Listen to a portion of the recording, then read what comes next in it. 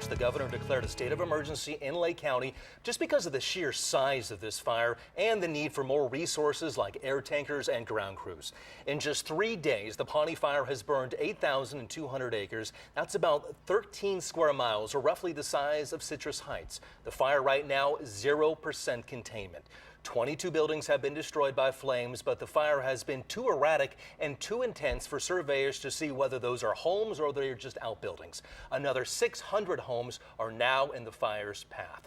We have team coverage tonight on the Pawnee fire. Doug Johnson in Lake County, where hundreds of firefighters have spent the day protecting homes in the Springs Valley area. Plus, Dennis Shanahan is tracking the changing conditions fire crews are up against. We'll get to them in just a moment, but first I want to show you this is where helicopters, fire engines, water tenders, and dozers have been positioned north of Highway 20, which is currently shut down. Only fire crews are allowed access as mandatory evacuations are holding in place. But as Doug Johnson shows us how the fire made a run late this afternoon toward the Double Eagle Ranch neighborhood. Well, as you can see, the Pawnee fire is continuing to burn tonight. However, the good news is it's pushing now towards the east, according to CAL FIRE, but that could all change. It all depends on the wind. But some people that live here in Springs Valley are refusing to leave, at least for the time being.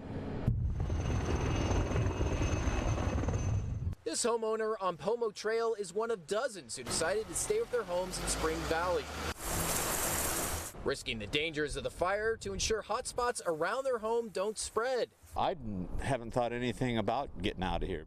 We got a Honda generator, and that's all we need, you know. We're running Jerry's house and my house. This homeowner, who did not want his face shown, also stayed behind, making the call at 4 a.m. after seeing the flames heading away from him. The wind's going the wrong way. It's going 40 miles an hour that way. And so we don't really need it, you know. We don't need to go anywhere.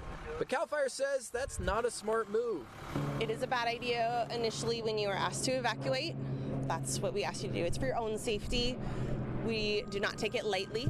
It's especially unsafe at the Pawnee fire, where wind patterns have been unpredictable. But the general wind condition that we're seeing is from the west, so it's pushing toward the east, which is different from over the weekend when it started. We were having a northeast push. Luckily for most of Monday, the winds were pushing east towards the Indian Valley Reservoir, away from the 600 or so homes, which are now under an evacuation order in Springs Valley. But over the weekend, some homes did burn.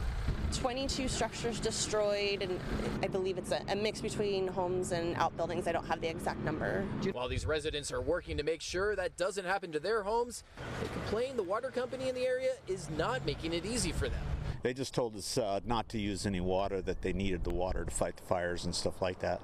And so far we're hearing from police in the area. They have arrested at least one looter, and they are certainly keeping an eye on all the homes to make sure the property remains safe for those who did evacuate. In Lake County tonight, Doug Johnson, Fox 40 News. All right, let's talk about those evacuations.